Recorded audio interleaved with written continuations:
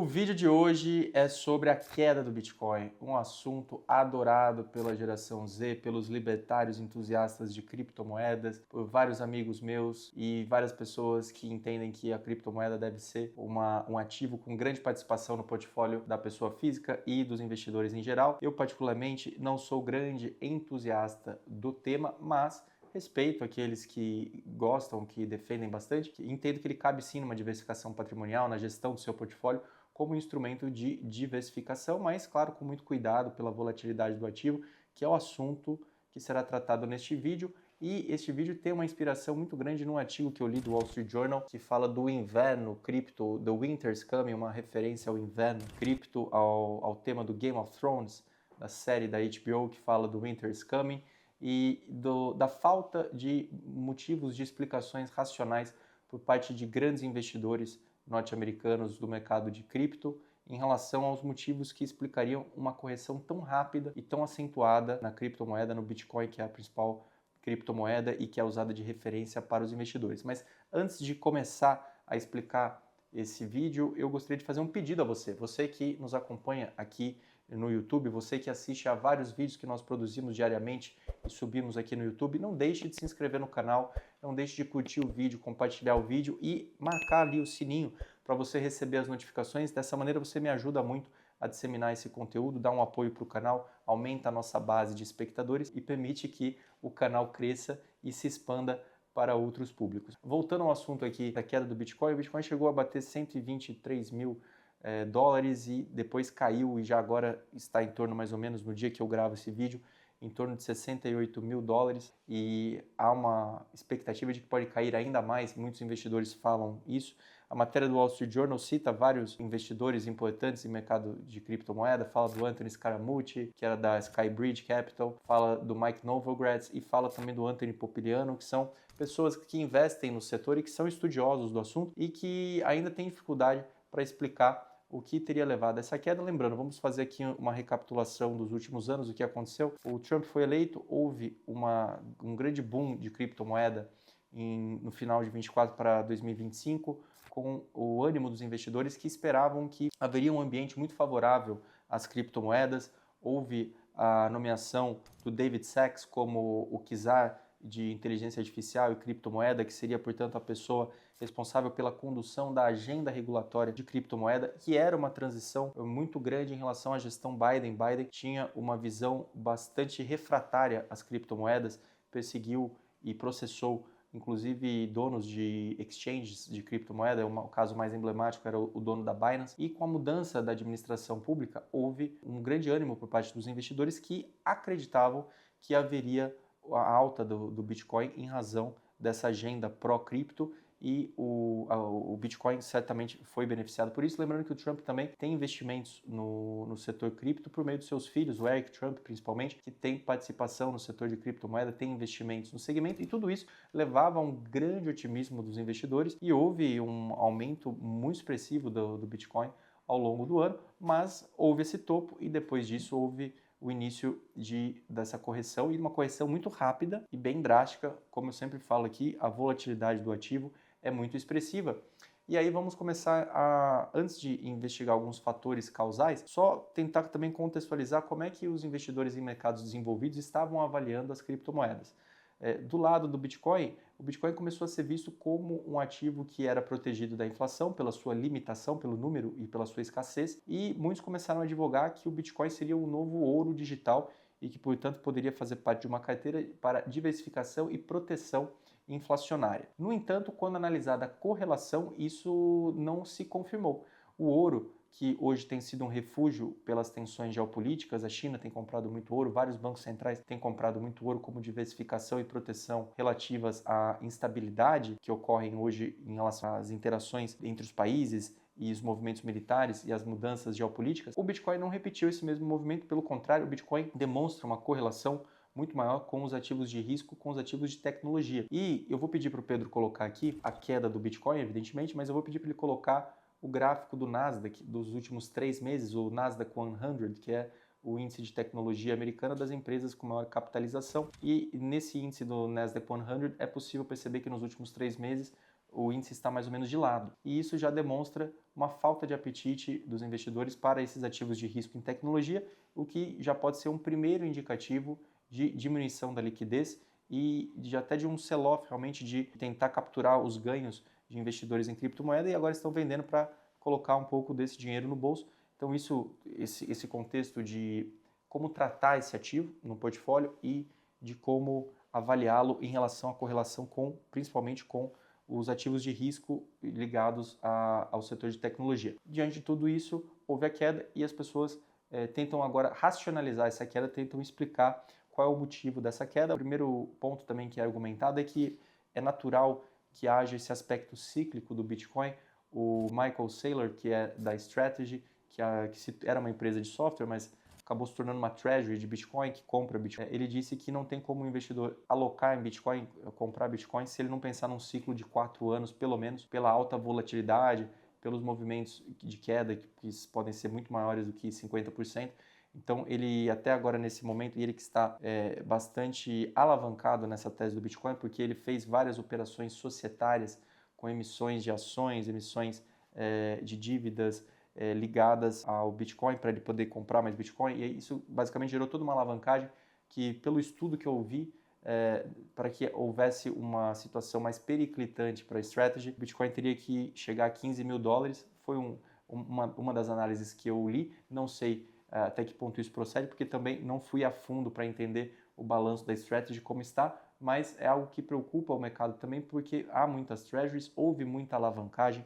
Lembrando, houve a institucionalização e a financeirização desse mercado com derivativos, contrato futuro, possibilidade de alavancagem. Tudo isso infla muito mais os movimentos e cria muito mais um movimento muito mais artificial em relação ao price action, ao movimento dos preços. E é por isso também que nós conseguimos interpretar essas quedas drásticas. Provavelmente muitas posições alavancadas foram desfeitas e para desfazer essas posições alavancadas, o preço acaba caindo muito mais. Então, certamente isso tem um peso grande, mas temos também que lembrar que houve a entrada de muitos institucionais, muitas gestoras de ETFs entraram, então a BlackRock entrou, a Fidelity entrou, várias outras gestoras começaram a criar ETFs de Bitcoin. Aqui no Brasil nós tivemos a Hashtags, que fez um ETF na B3 de Bitcoin. Então há vários mecanismos hoje financeiros tradicionais que ingressaram no Bitcoin e oferecem ao público tradicional financeiro esses produtos para alocação e para diversificação.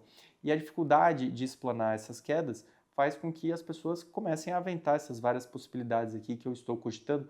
Outra cogitação também que o Wall Street Journal faz é a nomeação do Kevin Warsh. Lembrando, a queda do Bitcoin já começou antes do anúncio do Kevin Warsh, mas o Wall Street Journal ainda conjectura que a nomeação e confirmação do Kevin Warsh poderia ser outro fator pela diminuição da liquidez, por ser alguém que é contra o quantitative easing. E lembrando que o Bitcoin nasce naquele white paper do Satoshi Nakamoto com uma repulsa, um movimento de revolta ao quantitative easing anunciado pelo Ben Bernanke, na época presidente do Federal Reserve, que anuncia o quantitative easing, que eventualmente não se lembra de 2008, até porque quem é brasileiro e estava aqui no Brasil, eu me lembro que eu estava prestando vestibular, e o brasileiro não foi muito afetado na crise de 2008, porque ele estava meio que dissociado do que acontecia. Então, os mercados maduros, as economias maduras sofreram muito mais do que o Brasil. Então, naquele momento, era uma crise tão grave que o Federal Reserve teve que lançar mão do QE, do Quantitative Easing, e começar a comprar títulos do governo norte-americano e injetou muita liquidez no sistema. Realmente,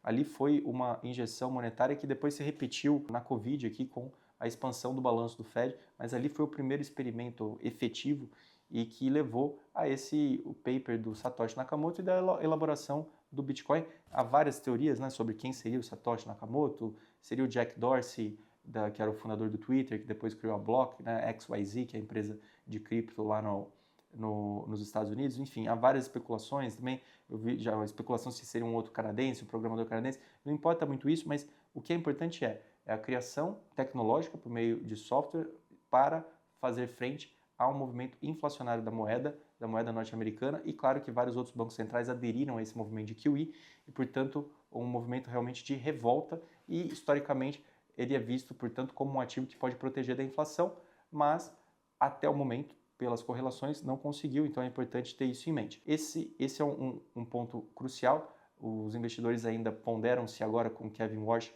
em razão dessa baixa adesão de Kevin Warsh ao QE, se isso poderia também repercutir no preço do Bitcoin. Nesse ponto, em relação ao QE, eu não sei realmente se o Kevin Warsh, ao sentar na cadeira de presidente do Federal Reserve, se houver uma situação bastante complicada, se ele não utilizaria o quantitative easing. Eu penso que ele poderia usar sim. Até o Druckenmiller também falou que, se for necessário ser dove, o Kevin Warsh saberá adotar essa postura dove para o mercado. Então, é algo que eu particularmente penso que esse motivo não é muito forte para me convencer sobre essa queda. Realmente, pode parecer um sell-off, pode parecer que agora não há nada muito animador para impulsionar esse preço.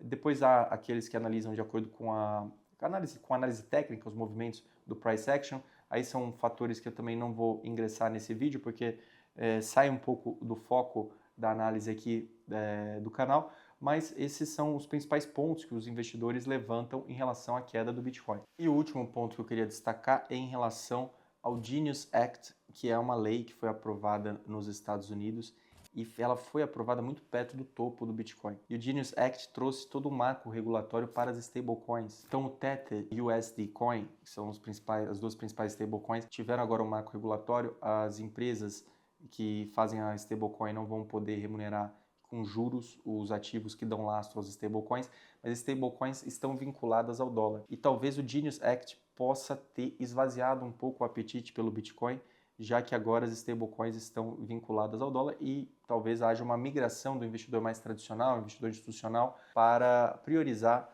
as stablecoins, embora, pelo menos na minha visão, sejam instrumentos com finalidades completamente opostas, mas que é curioso que haja uma coincidência entre a aprovação do Genius Act e o topo do Bitcoin. É algo a se pensar se esse também não seria um fator muito importante para essa correção, com a mudança do foco do investidor institucional para as stablecoins, ao invés de pensar no Bitcoin. Mas claro, é um ativo volátil, é um ativo que pode ter sua utilidade ao longo do tempo, pela sua escassez, pela sua ampla possibilidade de uso com a blockchain e pelos seus benefícios tecnológicos. Cabe a você, caso você seja bastante entusiasta, ponderar qual é o tamanho dessa posição no seu portfólio, quanto você teria apetite de risco para aguentar a volatilidade desse ativo e quanto esse ativo poderia valer ao longo do tempo. Veja que hoje o ouro é o ativo mais cobiçado, o ouro que foi também largado por muito tempo. Muitas pessoas disseram que não adiantava ter ouro. Os value investors, que não são também adeptos ao ouro, alegam que não tem como você fazer um valuation do ouro, porque não é um ativo gerador fluxo de caixa, é uma commodity metálica. Então, há também a crítica por parte daqueles que aderem a outras metodologias de investimento, mas de todo modo hoje é fato que os metais preciosos, a prata, o ouro, estão sendo objeto de proteção patrimonial, estão sendo os alvos para safe haven e proteção patrimonial, e o Bitcoin não conseguiu ainda se sustentar como um ativo de proteção para a instabilidade, para as incertezas políticas. Então, fica aqui a reflexão, ficam conjecturas, ninguém sabe, evidentemente, ninguém sabe ao certo. Também há especulação, será que as whales, que é o efeito dos whales que estão vendendo, os whales são os grandes players do mercado cripto, do Bitcoin, que estariam se desfazendo de grandes posições, e por serem whales, por serem posições grandes, tem um impacto grande nesse mercado ao serem desfeitas, ao serem vendidas grandes posições. Também é outra especulação que está aí na mesa, que muitos cogitam. São todas especulações, nós estamos aqui no campo das conjecturas, mas tentei trazer os principais motivos que são avaliados pelos especialistas e por pessoas que são bastante entusiastas das criptomoedas, quais seriam os principais motivos que levaram a essa queda. Então, o que eu sempre falo aqui no canal, e esse é o principal propósito do canal, sempre estude bastante antes de fazer essas compras, de avaliar, entenda o ativo, entenda o que é, entenda como a tecnologia funciona, procure pessoas que estudaram bastante o assunto, procure livros. Eu citei aqui o Anthony Scaramucci, ele tem um livro publicado pela Wiley, vale a pena, se você lê em inglês, vale a pena comprar, tem disponível no Kindle da Amazon para ler. Eu li o livro, achei interessantes os argumentos dele. É alguém que vem do mercado financeiro tradicional, trabalhou muito tempo no Goldman Sachs, depois teve essa gestora Skybridge Capital e simplesmente fez uma transição na carreira dele, foi para o mercado de cripto, e ele tem um livro bastante defensor, uma apologia realmente ao Bitcoin. Então vale a pena você ler e leia também as visões antagônicas. O Charlie Munger era alguém que não acreditava em Bitcoin, o Warren Buffett não acredita em Bitcoin. São visões antagônicas, vale a pena você tentar se enfronhar, estudar ao máximo os pontos de vistas antagônicos. Tem o Anthony Popiliano, que eu falei, tem o Michael Saylor. Michael Saylor tem vários podcasts em que ele dá entrevista, em que ele explica a tese dele. Vale a pena você tentar ouvir as pessoas com espectros e com opiniões das mais diversas possíveis, para que você pondere os argumentos e forme a sua opinião. É assim que eu gosto de pensar, é assim que eu gosto de estudar os assuntos e formar a minha própria opinião, e recomendo que você faça a mesma coisa. Esse é o vídeo de hoje. Se você gostou deste vídeo, não deixe de seguir o canal, não deixe de curtir o vídeo, não deixe de compartilhá-lo com seus amigos, com aqueles entusiastas de criptomoeda, aquelas pessoas que falavam para você sempre comprar bastante Bitcoin. Não deixe de compartilhar com elas para que elas também reflitam sobre essa correção e avaliem até qual é o perfil de risco delas em relação a esse tipo de ativo na carteira. E não deixe de acompanhar o canal para novos vídeos. Todo dia nós temos novos vídeos que são postados aqui, comentando assuntos ligados à direito, economia, investimentos, finanças pessoais, entre outros assuntos do meu interesse.